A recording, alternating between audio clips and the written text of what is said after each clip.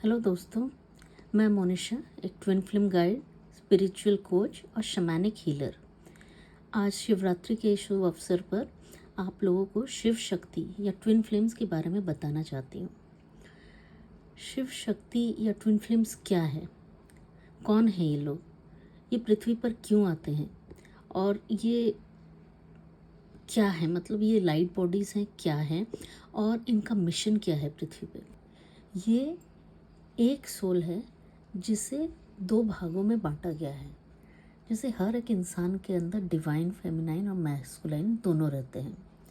जैसे शिव शक्ति को आपने देखा होगा, पार्वती और शिव एक साथ हैं। राधा कृष्ण का भी आपने कभी कभी देखा होगा, साथ में है, एक साथ, आधा शिव आधा राधा आधा कृष्ण। तो हर इंसान के अंदर ये शिव शक्ति अंदर ही रहती है। पर ट्विन फ्लेम्स में है कि उनका जो सोल है उसको दो भाग में बांट दिया गया है। तो एक को मैस्कुलाइन बोलते हैं, एक को फेमिनाइन। तो जो मैस्कुलाइन एनर्जी में ज़्यादा रहेगी वो मैस्कुलाइन, और जो फेमिनाइन एनर्जी में है वो फेमिनाइन। तो अब इन लोगों का चक्रास जॉइंड ही हैं, और इनके चक्रास जॉइंट होने से इनको एक दूसरे की फीलिंग्स का पता चलते रहता है। उनकी चक्रास कनेक्टेड हैं तो उनका इंट्यूशन साथ काम करता है, उनकी फीलिंग्स एक साथ कनेक्टेड रहती है, उनके व्यवहार भी बहुत एक जैसे होते हैं। ट्विन फ्लेम्स या शिव शक्ति शिव जी के अंश हैं जो कि पृथ्वी पर भेजे जाते हैं ताकि वो पहले तो अपने आप को पहचाने, क्योंकि पृथ्वी लोक पे आके वो सब कुछ भूल जाते हैं। उनका अस्तित्व, उनका पावर्स, उनका लाइट सब भूल जाते हैं। तो वो पहले खुद को पहचानते हैं, फिर उस पे काम करके अपने पावर्स को, अपनी शक्तियों को बढ़ाते हैं, और फिर अपने उस मिशन जिसके लिए वो आए हैं उसको पूरा करते हैं। तो ऐसा कहा जाता है, बहुत सारी थ्योरीज़ हैं। जैसे अभी कलयुग चल रहा है तो कलयुग में पृथ्वी ख़त्म हो जाएगी। ऐसा भी थ्योरी है कि अभी हम 3D में हैं, थर्ड डायमेंशन पे हैं, और हमारी पृथ्वी को फिफ्थ डायमेंशन तक लेके जाना है।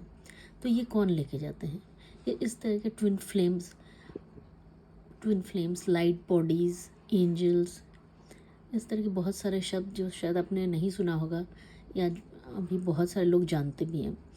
तो ये अपनी लाइट से वो जिस जिस तरह से असेंड करेंगे, उनकी एनर्जी से पूरी पृथ्वी की एनर्जी वाइब्रेशंस बढ़ती है, जिससे पृथ्वी 3D से 5D की तरफ आगे बढ़ती है।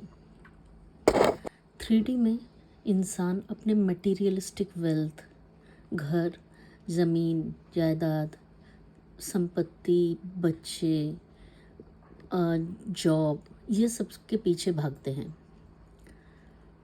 और वो भूल जाते हैं कि वो एक पृथ्वी पे उनका कोई मिशन, वो कुछ सीखने आए हैं या कुछ सिखाने आए हैं, कुछ अच्छा काम करके अपनी कर्मास को अच्छा कर सकते हैं। फिफ्थ डायमेंशन में ऐसा ही है कि मटेरियल वेल्थ को लोग इम्पोर्टेंस नहीं देके हैप्पीनेस, सेटिस्फैक्शन की तरफ जाएंगे। उनका इंट्यूशन हाईली डेवलप्ड होगा। ये ट्विन फ्लेम्स जो पहली बार पृथ्वी पे आते हैं, उनका सोल बहुत प्योर, खुद में कंप्लीट होता है।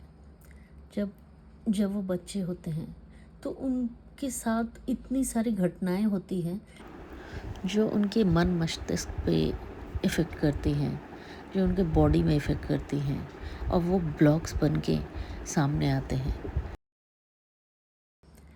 इतना ऑथेंटिक होते हैं कि ये सब फीलिंग्स, इमोशंस, दूसरों का इमोशन समझ जाना, किसी का डर उनके दिल में बैठ जाना, या कुछ चीज़ें जो नेगेटिव ट्रेट्स है वो भी उनके अंदर आ जाती है।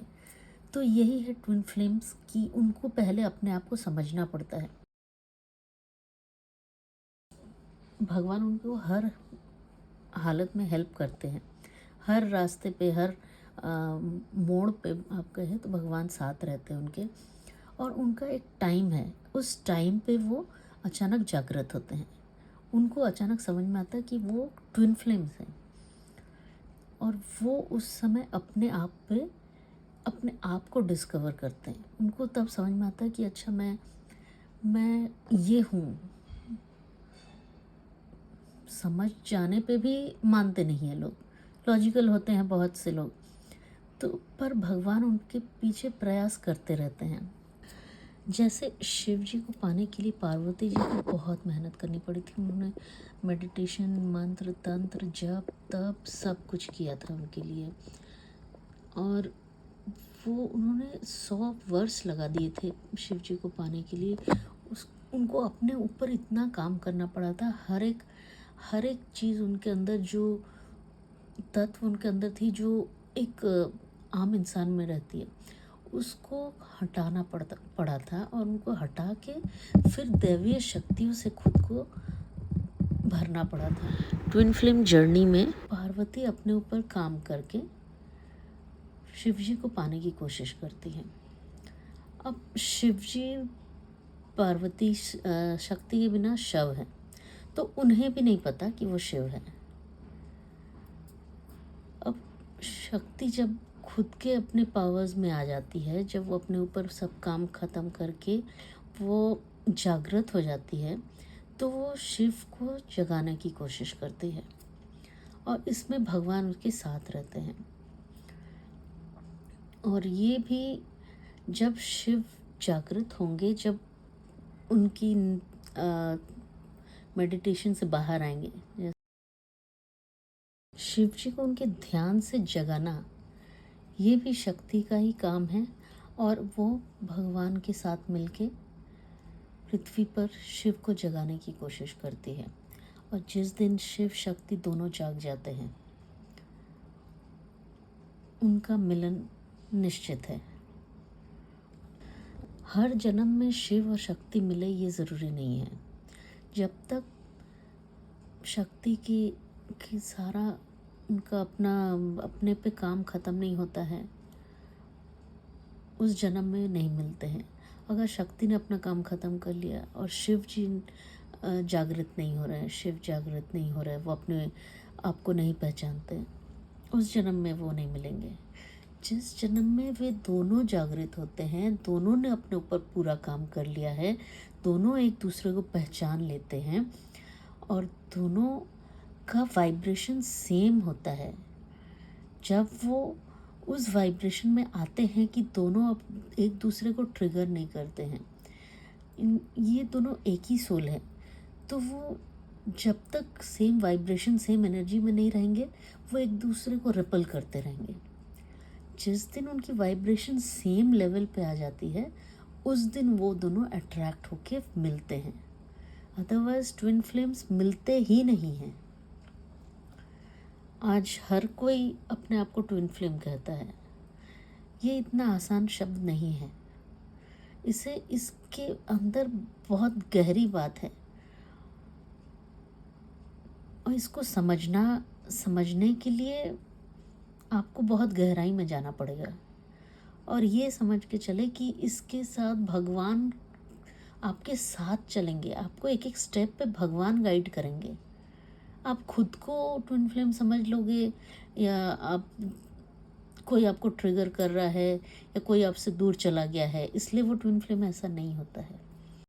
और ट्विन फ्लेम्स खाली पृथ्वी पे एक दूसरे को पाने के लिए नहीं आते हैं। जब तक ये दोनों जागृत होते हैं, शक्ति अपने आप को पहचानती है, वह मोह माया को छोड़ के आगे बढ़ जाती है, और उसे शिव को जगाने के लिए भगवान हेल्प करते हैं। वो मोह माया से परे चली गई है, और शिव जो हैं, उन्हें अभी उस लॉजिकल माइंड से स्पिरिचुअलिटी में आना पड़ता है, उनको जागृत होना पड़ता है। और जब वो होते हैं तब उन्हें पता चलता है, उनको अपने चक्रास उनको भी हील करने पड़ते हैं।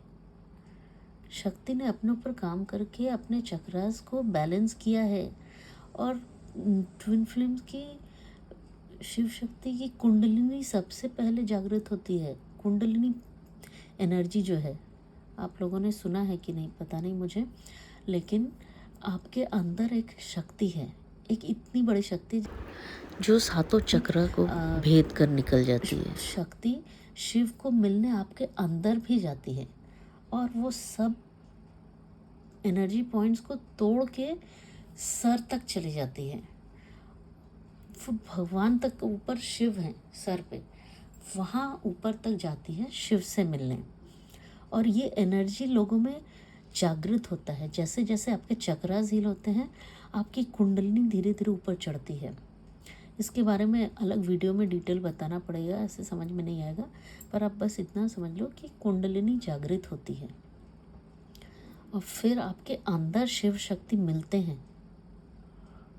फिर बाहर पृथ्वी पे 3D में शिव शक्ति का यूनियन होता है।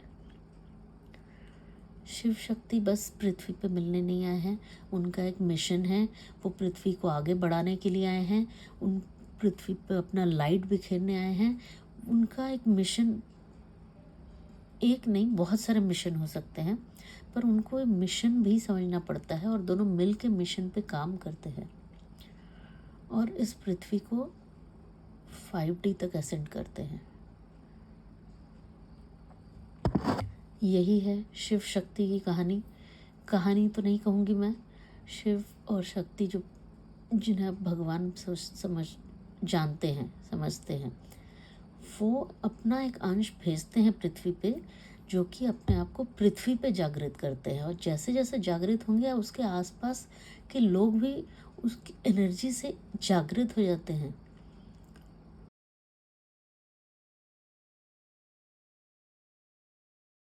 तो दोस्तों अब बताना, मैंने शिव शक्ति के बारे में आपको बताया है इस वीडियो में, आपको कैसा लगा?